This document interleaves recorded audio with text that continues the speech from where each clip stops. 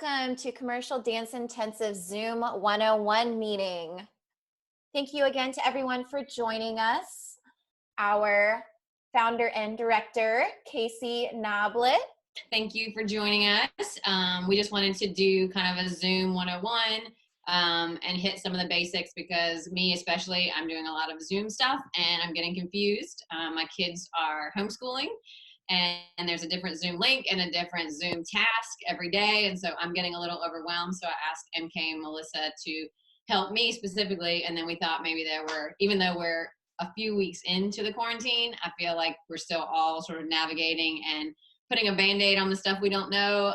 So hopefully this will help a little bit. So hey to alumni, hey to some of my faculty, hi to new teachers, old friends. So excited. So I direct the Commercial Dance Intensive. We do events in studio and then on location all over the country. So we are sort of definitely all in this together. I was gonna do my hair for you, but I decided if I had wet hair, maybe it would inspire some of you to shower. I don't know. I see that Joanna also showered today, so that's two of us. So check, Robbie, all of us, showering once a week. I feel like Saturday's a good day to sort of get back at it, put on some mascara, hit it hard. So MK and Melissa are going to kind of take over. They are my tech, social media, marketing gurus. They're always just yelling at me. Usually I've lost all privileges for anything technology because I'm just messing stuff up. So I will be here taking notes. Also, I'll let Melissa sort of tell you we're going to have questions and those type of things. And MK will also give you the disclaimer that we don't know everything. We're learning stuff every day. Everything changes. But we also want you guys to know that we're in this together. CDI is here. One of our missions is education, and that's for dance parents, for our dancers, for teachers, studio owners, because I think it takes a village to get a dancer to be successful in the industry, and we learn from you, you learn from us, so we want to continue to build this community of education and information.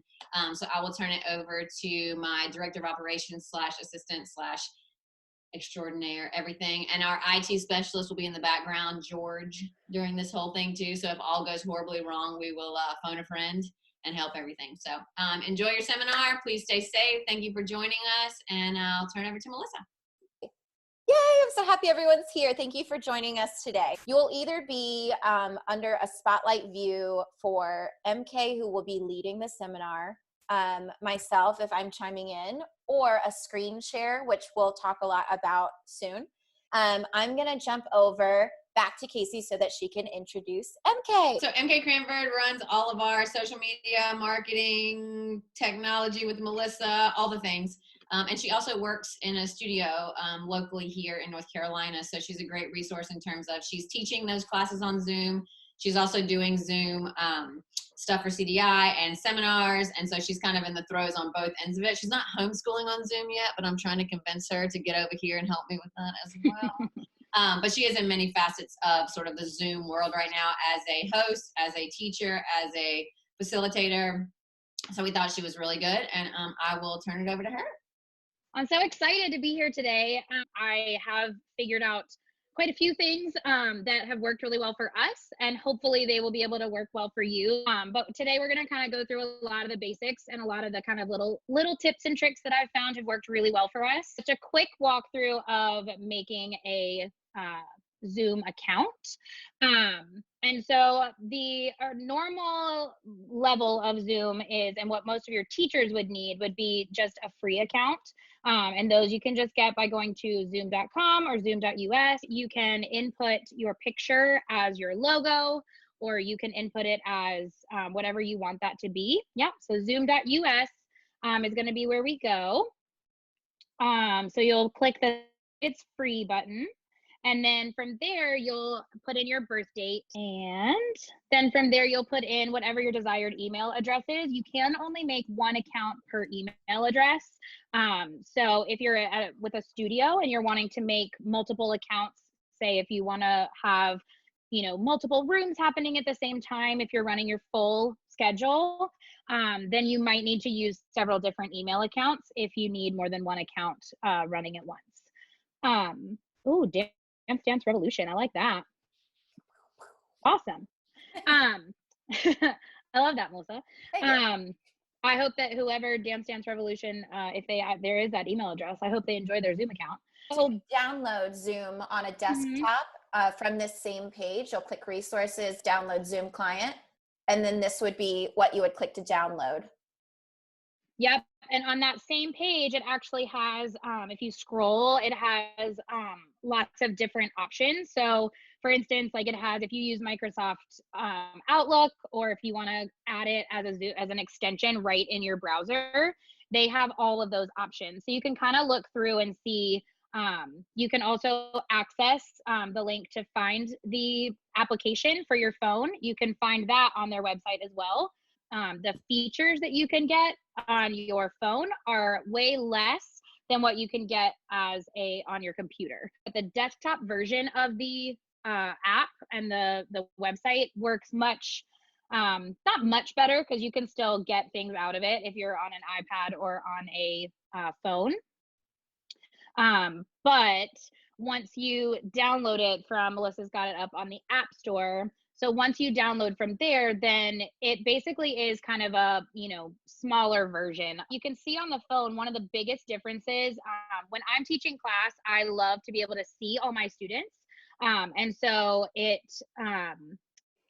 is important to me to be able to see that full gallery view, to see as many people on my screen as I would like. If I have 15, 20 students in class, I would love to see all of them at once. On the phone, you can only see yourself and then 4 other time, and you just kind of swipe and scroll through those, which is fine. If that is the device you have to work with, that's okay, and that's fine. And just what I like to do if I do need to go that route is I just kind of make sure I'm kind of continuously swiping through, because attention spans seem to be a little bit shorter when we're on Zoom. And so I like to kind of peruse and make sure everyone is still with us and following along. When you are teaching for Zoom, it's the most simple thing to do is just to face away if you are doing it correctly. And if you are personally going to mirror your students as if you were facing them in person, that's what you would do if you were facing the camera. Bobby, I also do agree with you in that comment you made, that I have found it's much easier for ballet because we stay on the same side for a whole combination. Especially when we're at the bar and such, like that's been so much easier. But with jazz classes and hip hop classes, it's much harder because I'm like turning and twisting and changing. And that's been definitely a learning curve.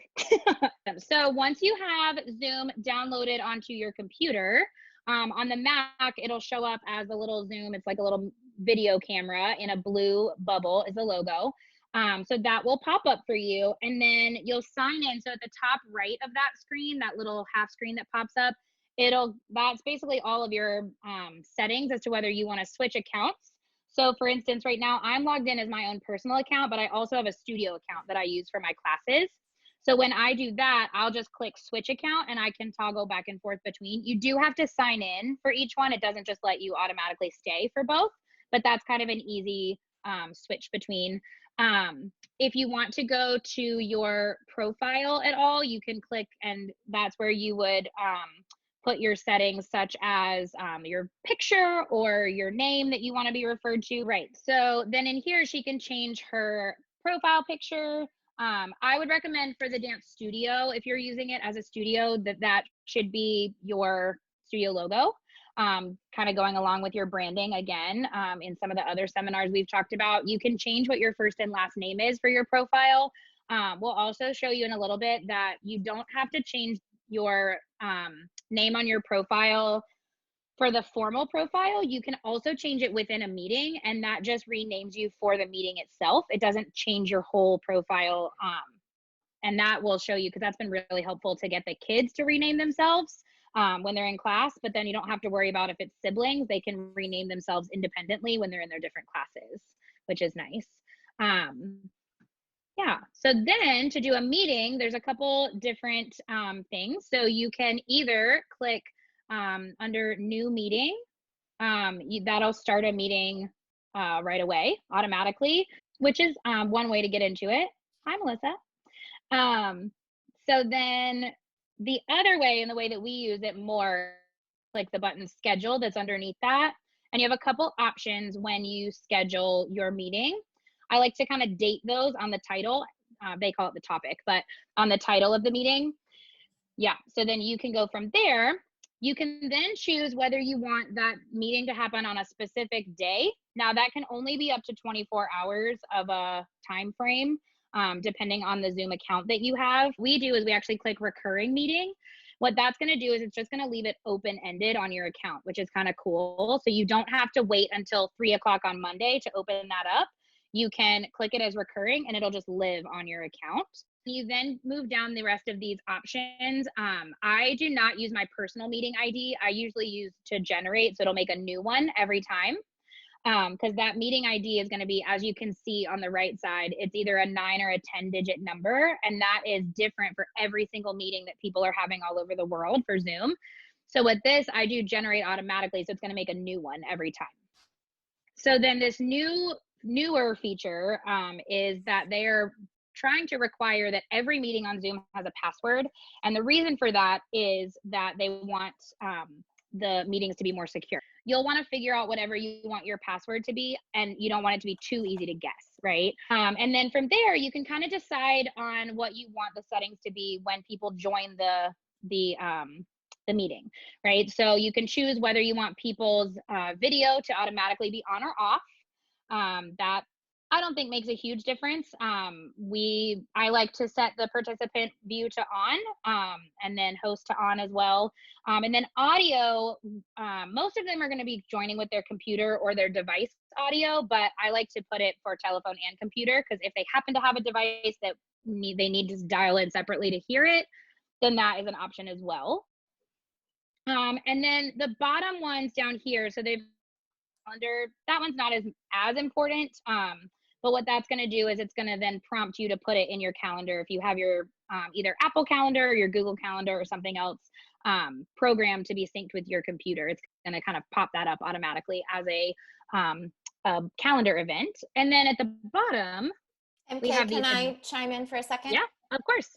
So when we're talking about the video and the audio options, those are going to be settings that the participant can change once they're in the video. So for example, when we were in our video today so far, you were able to mute yourself, the host was able to mute you, you could select to have your video on or off as a participant. These settings are how to begin the meeting. So as the default, participants are on or off, but that can be changed individually. And the host can also request to start someone's video, for example. Right. And at the same time, you'll notice that that you actually, as a participant, you also have the choice. So if Melissa were to click the button, and we'll show you this in a little bit, that says mute all or sorry, unmute all, then if you're trying to unmute, well, you have the option as a participant, it'll pop up a notification on their screen that says the host has requested that you unmute yourself. And you can either click the button to go ahead and unmute, or you can choose to stay muted, and they don't have to share their video, all of that, even though we can request it.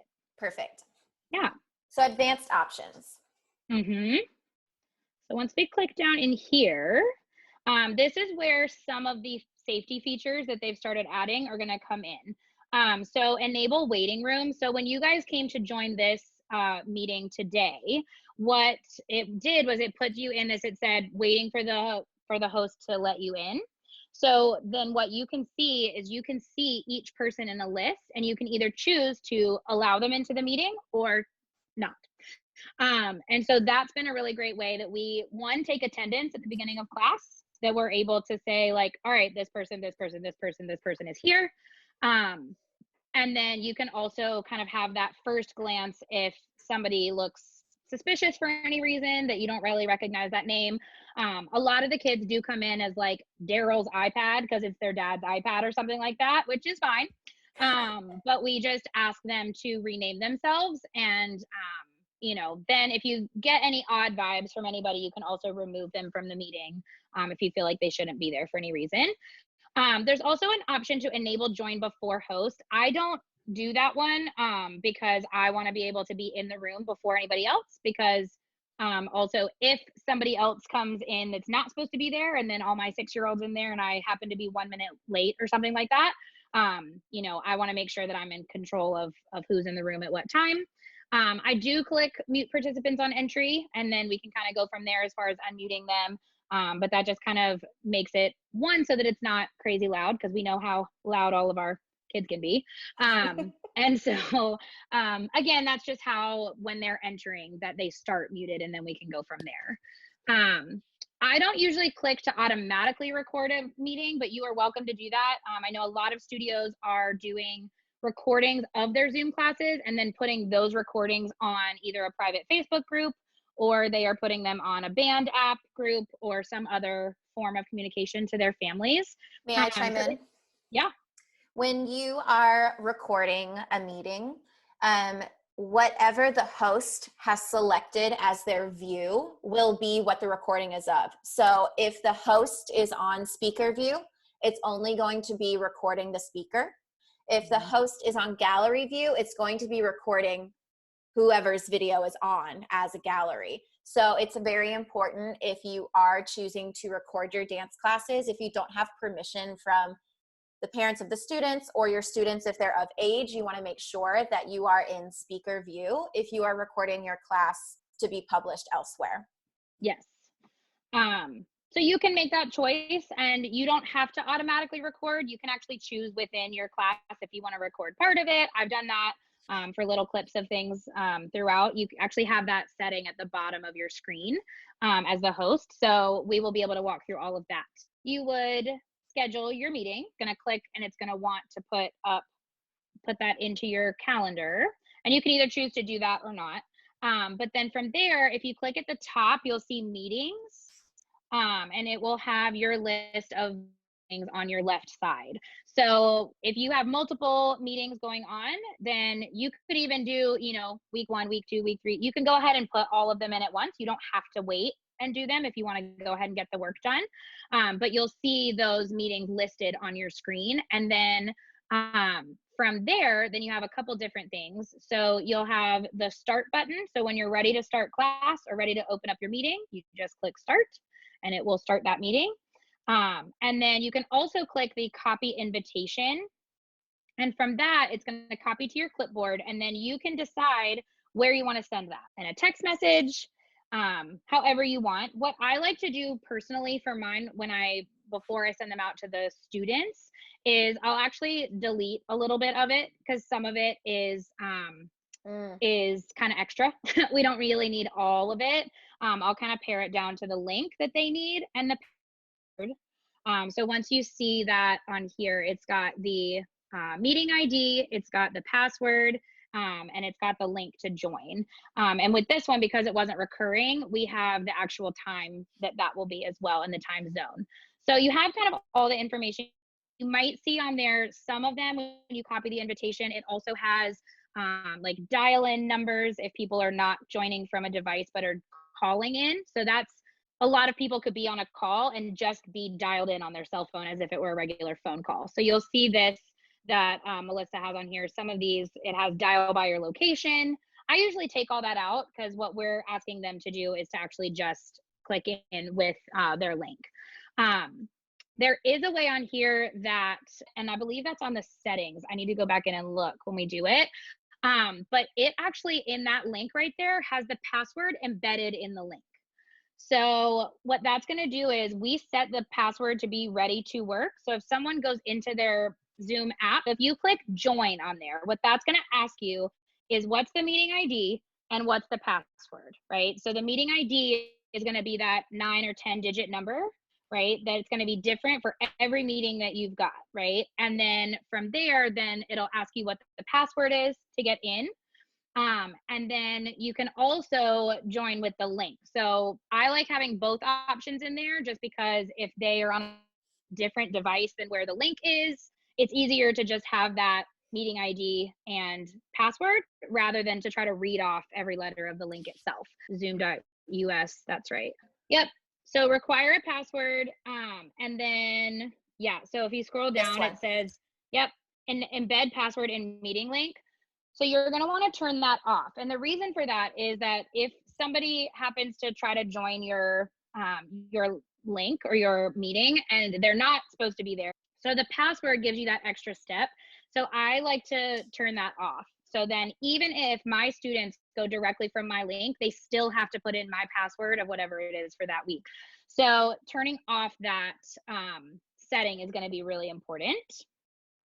So that is all of the kind of basics for setting up your meetings, copying the invitation, sending that out.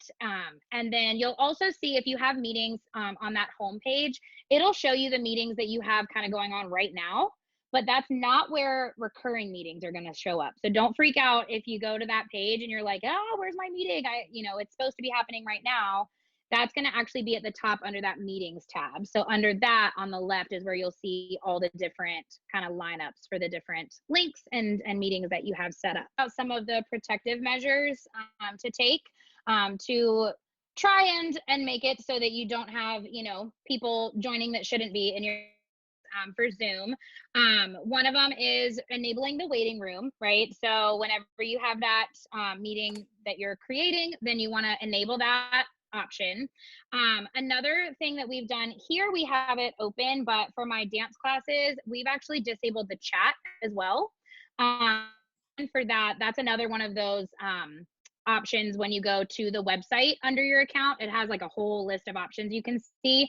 So if you disable the chat, one of the other ways, unfortunately, that people have been hacking these classes is they've actually come in and they're quiet for the first bit. And then as soon as the meeting kind of gets going, then these hate groups have been coming in and bombarding the chat with just either inappropriate content or racially driven content or just something that's just not appropriate, not what we want. And so what we actually did as kind of an extra step of precaution, because we need our dancers to be able to chat to us because we're able to them. And so they can directly just ask us.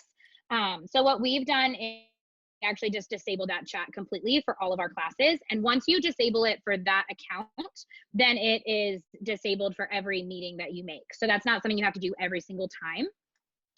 And then same thing is there's an option when you go to share screen. You as the host of your meeting, see how Melissa has the little up arrow beside it, and it'll have the option where it says advanced sharing. So you can decide who is allowed to share their screens. But for the dance classes, I turn that off so that only the host can share for every meeting. So what MK is talking about when people are jumping in is that they are sharing a screen with inappropriate content on it. And the way that you can stop that from happening is by selecting that only the host can share the screen.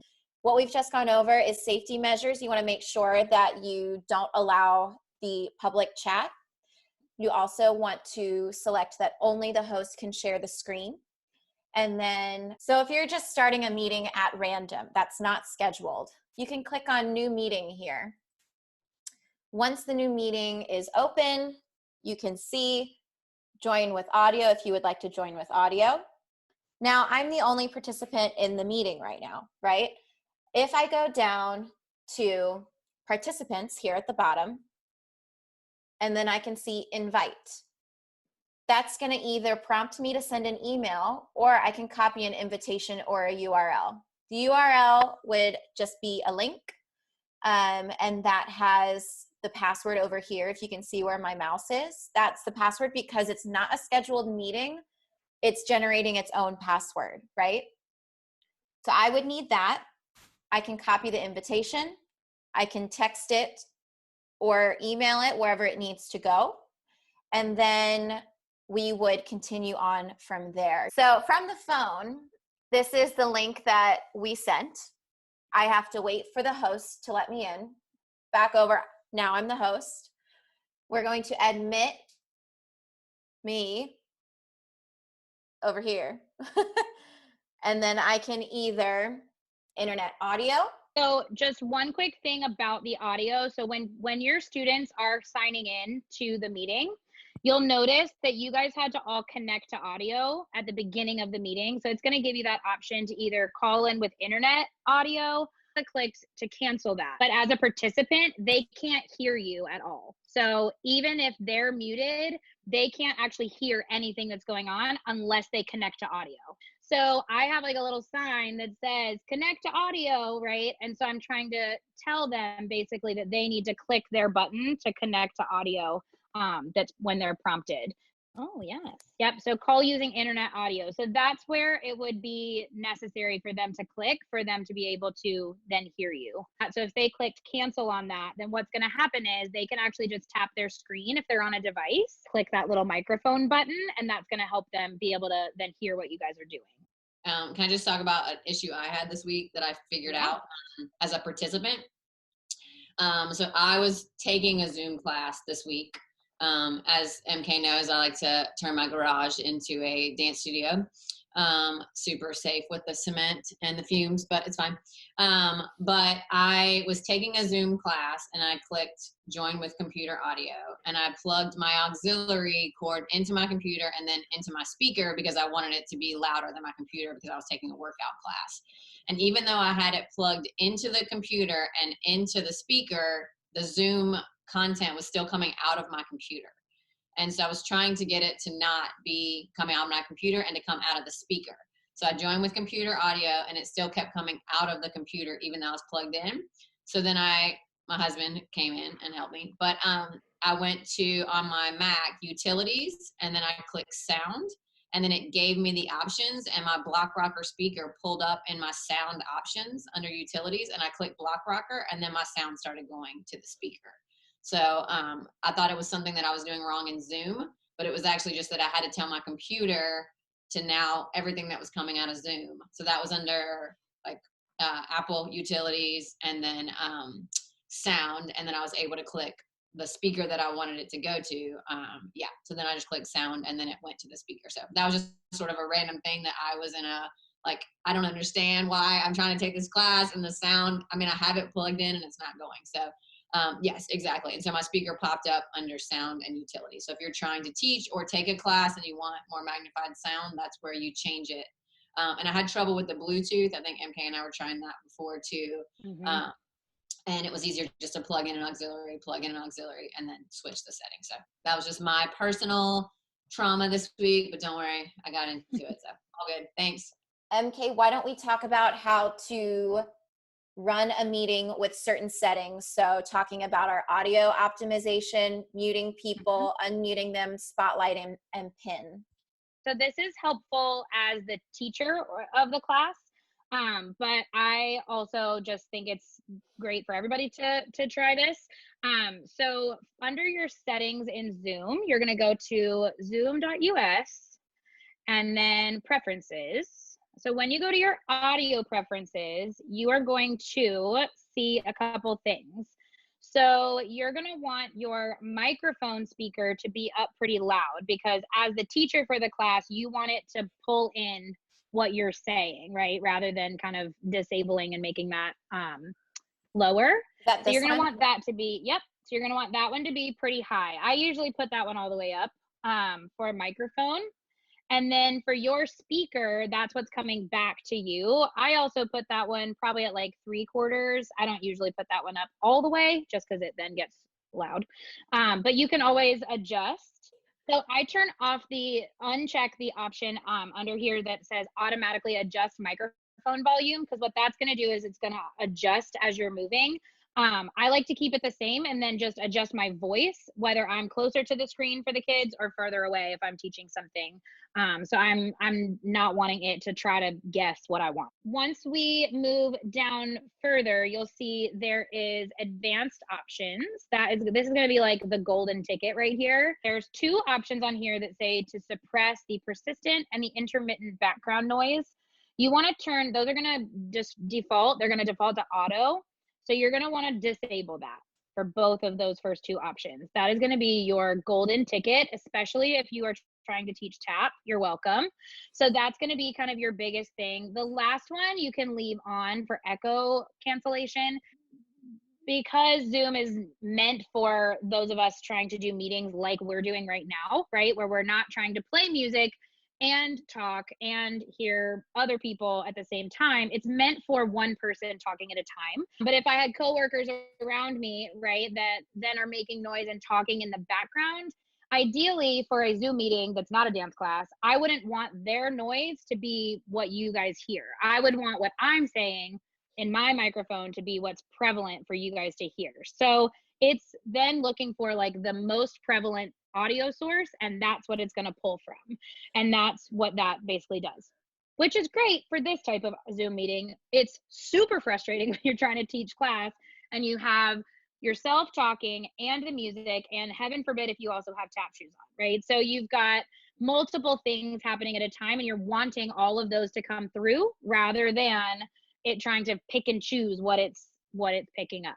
So when you disable that, it's going to magically make it so that you can hear. If you click those options and disable them and you still find that there's a little bit of a disconnect or a lag or something like that, it could also then be related to internet speeds. This is absolutely my favorite setting because so often as dance teachers or choreographers, you are coaching while the music is happening, right? You're like, and one, the accent's on the three, but this helps you to hear both the verbal sound as well as the music. So I think that is huge, and it makes a big, big difference for your audience and for your students or your dancers.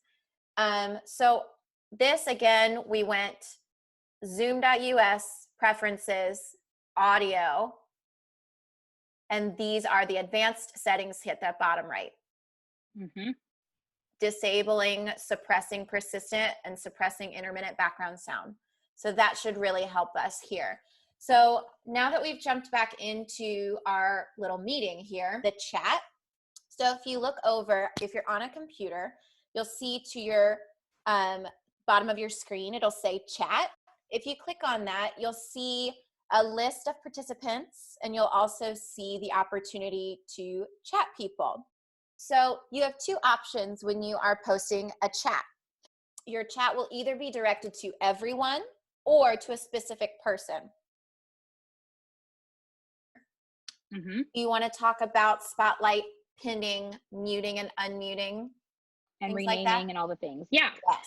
So a couple things. Number one, I kind of mentioned that that we have the option for the students to rename themselves, right? So you as a host can do it, but it's super easy for them to do it themselves if the parents are kind of helping them. Don't worry, all my younger kids have figured out how to do it themselves. So this week in ballet, I had like Princess Barbie Queen, like Lizard Princess, like they just having way too much fun. And so finally I'd be like, Lizard Princess, I can't see your feet. I need you to put your screen down. Like trying to talk to them as if they're fake names. Anyway, but so on the participant list, they're going to find themselves. And then there's a couple of options. So if you're on a desktop or on a computer, they're going to hover over their name, and then it's going to have the option to either unmute or whatever that is, or it has this option for more. So chat won't be there because we're going to disable that. But then there's an option to rename. So for them, they're just going to see that option to either rename or I think it just says to unmute or whatever. So then yes, Diva Star. So you'll want to rename, to whatever their first and last name is. But Melissa, as the host, has the option, if she goes to a participant, she has way more options, right? So she can either rename them herself. And that, again, is just going to rename them for the actual meeting that they're in. That's not going to rename, I like that. That's not going to rename them completely on their profile, if that makes sense. So that's not going to change for every single time they come in. It'll still come in as Daryl's iPad every time, and they're going to have to change that unless they go into their settings on their profile and change that. Once they're in the meeting, there's two different options as far as like what video is being seen. So when you go to the meeting, you'll kind of hover, it's like top right of the actual meeting screen, not the participant list. There's a couple options, and you'll toggle back and forth like Melissa is now. You can either go to speaker view or you can go to gallery view. And either one of those is, so if Melissa is in gallery view like she is now, if there were more people like there's in our meeting, she can see multiple people on the screen at a time. So you as the participant then have an option to pin somebody's video. So this is what I did at first before I realized how to do it without doing this, is Melissa can click over somebody's video and click the 3 little dots, and it has the option to pin that video. And what that's going to do is that's going to make that specific video that she pinned the biggest on her screen, but it's not going to change anybody else's screen, right? So can I chime in? Mm-hmm. So this is really helpful if you personally are taking a class. So say I'm taking a class with like 60 people in it.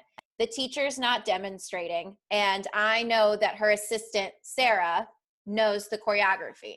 I can pin for my view only. I can pin Sarah's video big, even if the host of the meeting has decided to put us in gallery view. So we're looking at literally everyone. If you are having a Zoom class and say you have an assistant and that assistant is helping a specific dancer, so say you have like a special needs child and they have an assistant, the assistant can pin the video of that child so that they can monitor what that child may need, you know, be in touch with them kind of thing. It helps kind of like tunnel vision if you need it for what you're watching or who you're trying to pay attention to at once. So it doesn't, like MK said, it doesn't change the view for anyone except for the participant.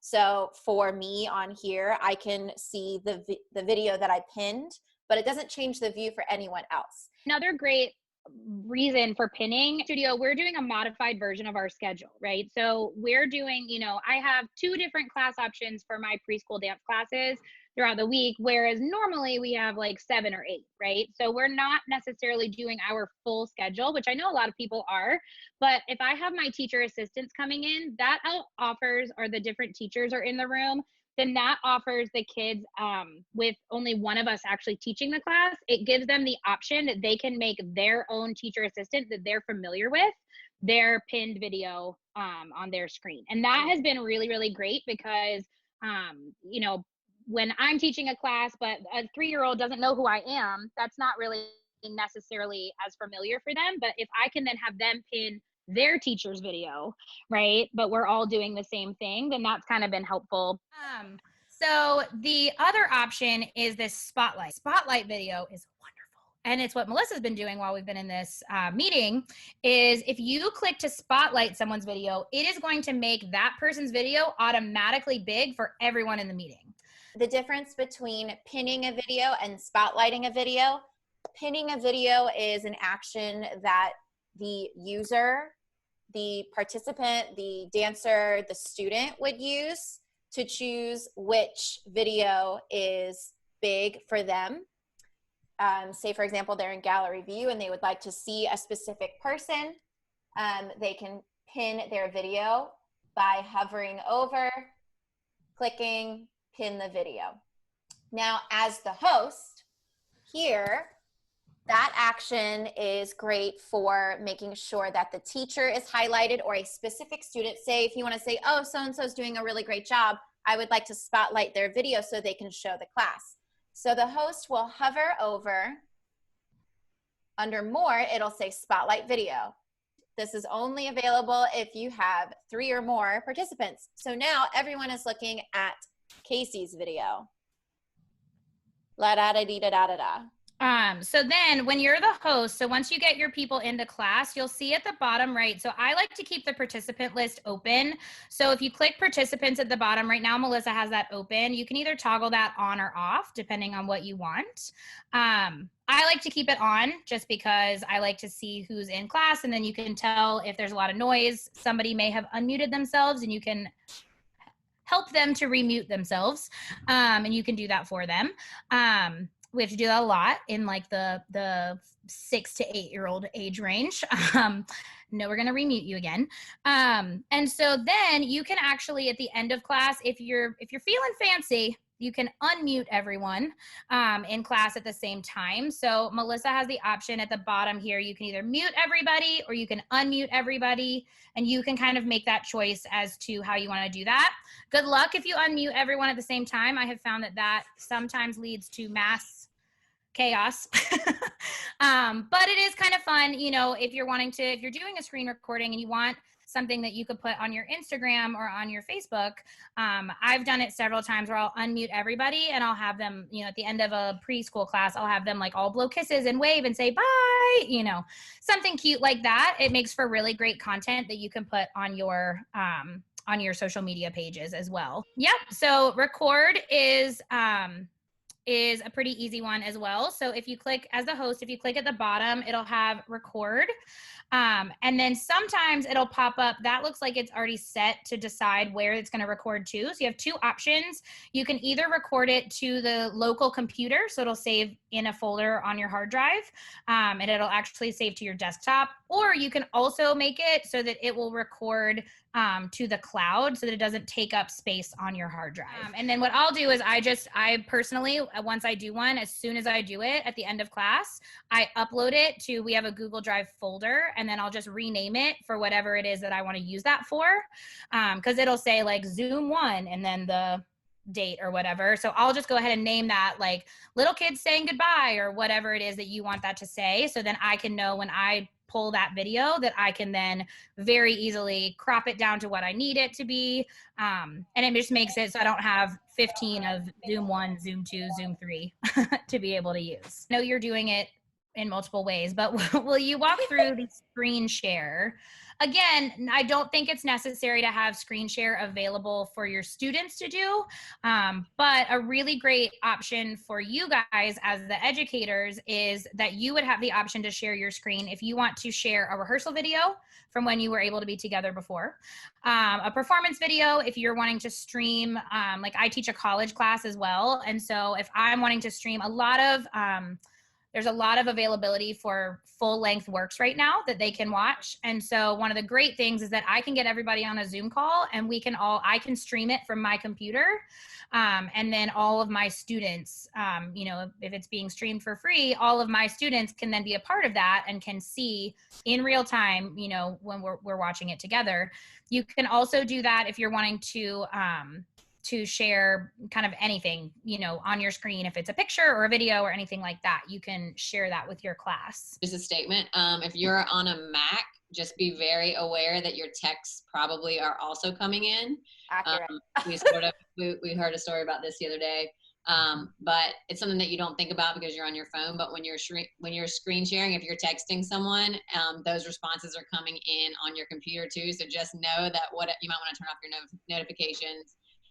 Or just be very aware that whatever you're saying on the phone or people texting you is going to share with your entire class. So just heads up. One thing that you can actually help prevent that, even if it pops up as a notification, you can actually turn off the feature on either your phone or I did on both, phone or your computer, to turn off the preview message. So it'll still pop up. If Casey texts me, it'll say Casey Noblet, and then it'll say new message or iMessage or whatever, but it says of the content of the text. So that's just one easy way to change that and just kind of know that you don't have to worry about turning on or off your notifications.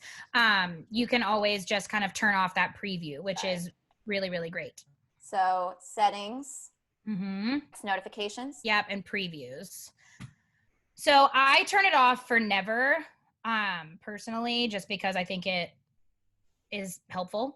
And I don't necessarily need to see the preview. I just always have it so it shows me new message. We can also walk through it on here as well. So I am on a Mac. The top right over here, you'll see notifications. Go down here to settings, and it will allow me to choose a time frame. So if you know that you're going to be teaching from a specific time, so like this call, I put it in this window just in case. So we're going to talk about screen sharing. So I'm the host, and we have selected that you can do screen sharing only as the host so that we can protect our dancers and students. I'm going to click on the main screen share button, and then I have options, right? Right now I have my phone plugged in here. Since I'm already screen sharing, we have this desktop up. If you have AirPlay or something like that, you can select other things here. Now, something else that is interesting, if you share a movie and I have my desktop here and say I opened a video somewhere on it, I would want to go down here at the bottom and click share computer sound. That allows for the sound in the video to be streamed to your participants. If this is not selected, the sound is coming out of the computer and going back in through your microphone and then to your participants. Another option that works really well that I have used, that I use in all my classes, is I actually play my music from a separate device. So I have an iPad that I play my music from, or you can play it from your phone or something like that. And I set it up with a Bluetooth speaker that I put kind of right beside my computer. Kind of play with both and see which one works better for you.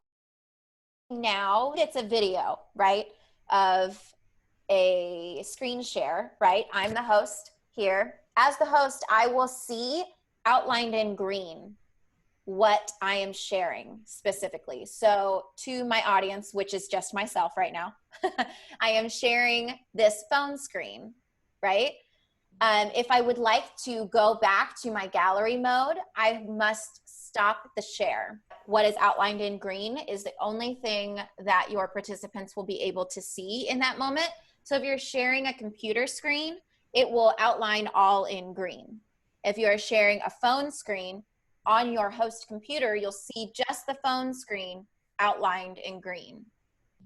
So that's how you can select which device they'll be able to see. So if we have an iPhone here, if I swipe down, you can see right now that I'm in a dock connector. If I click on this, it would be screen mirroring. That shows my TV here.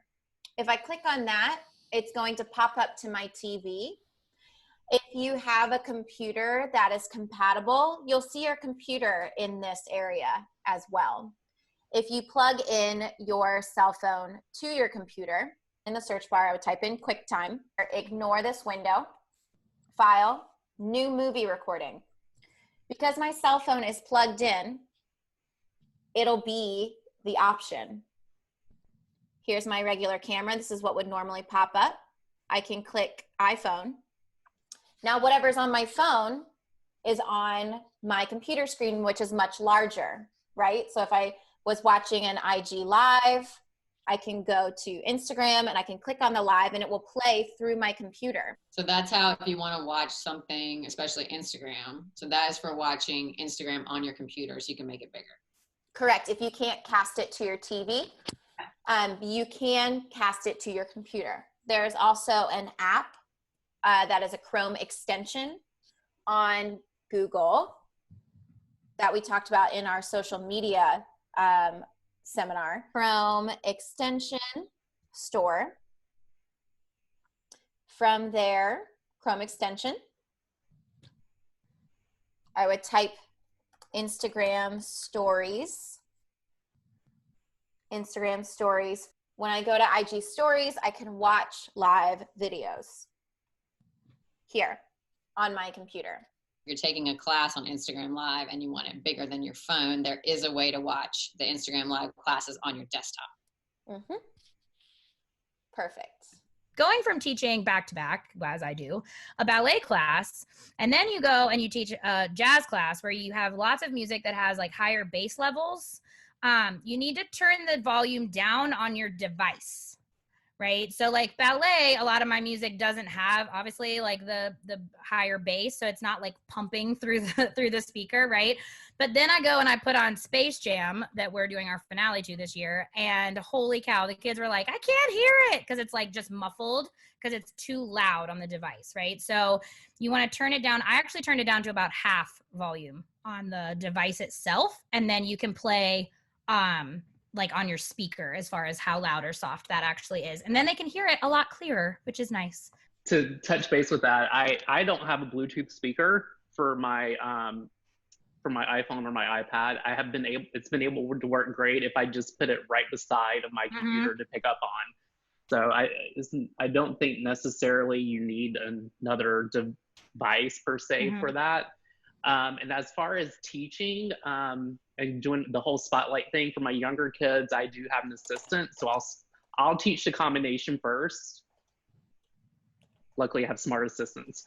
And she does the combination with them. And I will sit up at the computer like this to be like, Sally Joe, you need to turn out more from here, or Debbie Sue, you're using the wrong arm.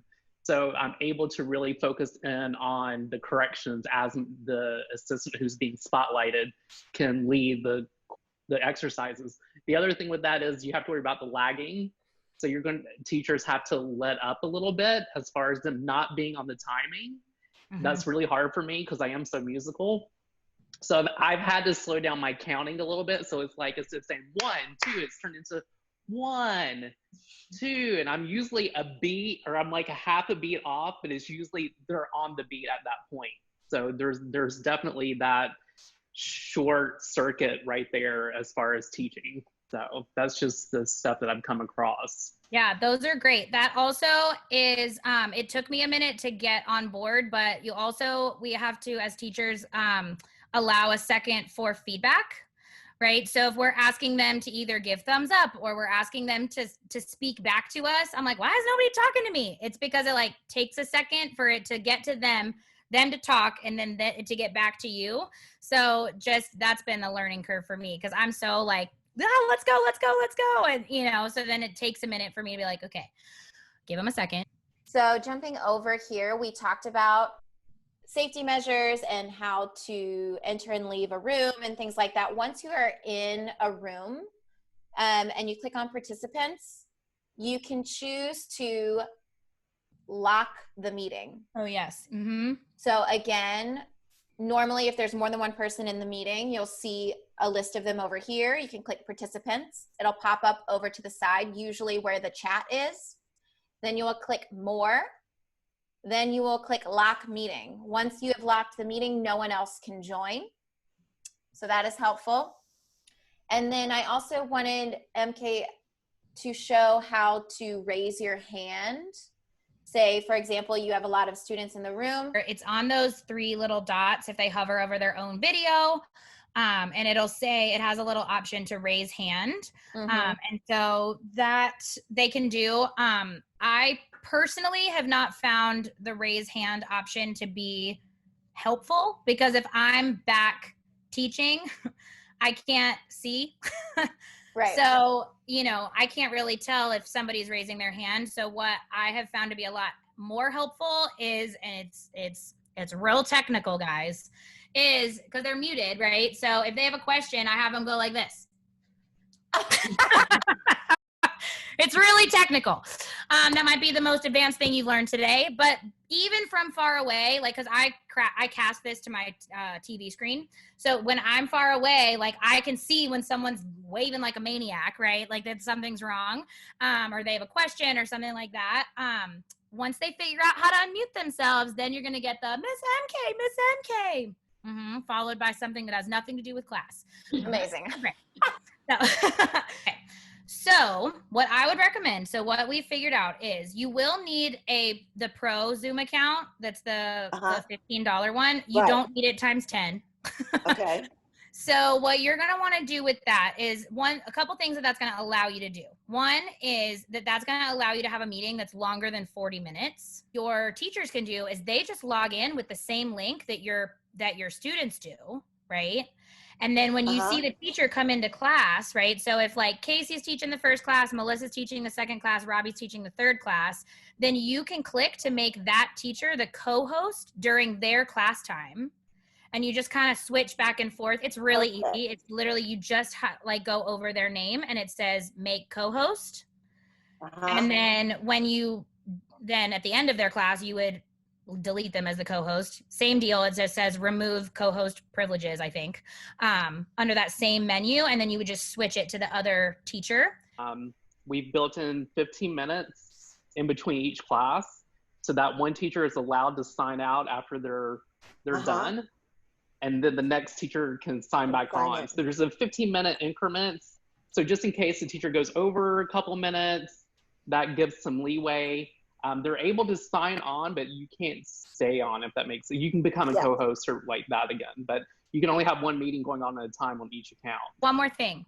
So at the end of class, we had this issue where kids were not getting out of class. They would just stay, like the little kids who don't know how to use it. You know, it's just not because they necessarily want to stay, which like, yes, love them, but it's because they're just like, they can't get out and they're like staring at you. Just so there's this feature where you can actually remove someone from class. Hover over somebody. Yep, you'll have that option. But if you have other classes going on, so if you just end the meeting and you click at the bottom, like Melissa has on her screen, end meeting, it'll have that option where it'll say, do you want to end the meeting for everyone? What you do have to make sure is on your settings. So it's under, like we did at the very beginning, where you go to the settings and it has the more settings where you go to the website itself. You need to toggle on the feature, especially if you're doing the same link the whole week, where they can get back in after you've removed them. We are on Zoom. Underneath settings, personal settings in the meeting. Allowed removed participants to rejoin. We want that to be on. And then it looks like on here, you can also choose whether you want people to be able to rename themselves or not. And so I would click that on as well. Unless you have a lot of princesses. Yes. And then if you're recording your meeting, it'll pop up in a window like this. Yep. And then I go ahead and I, so you see the folder is dated and has the time. And so then I'll just go ahead and rename that video into whatever you want it to be.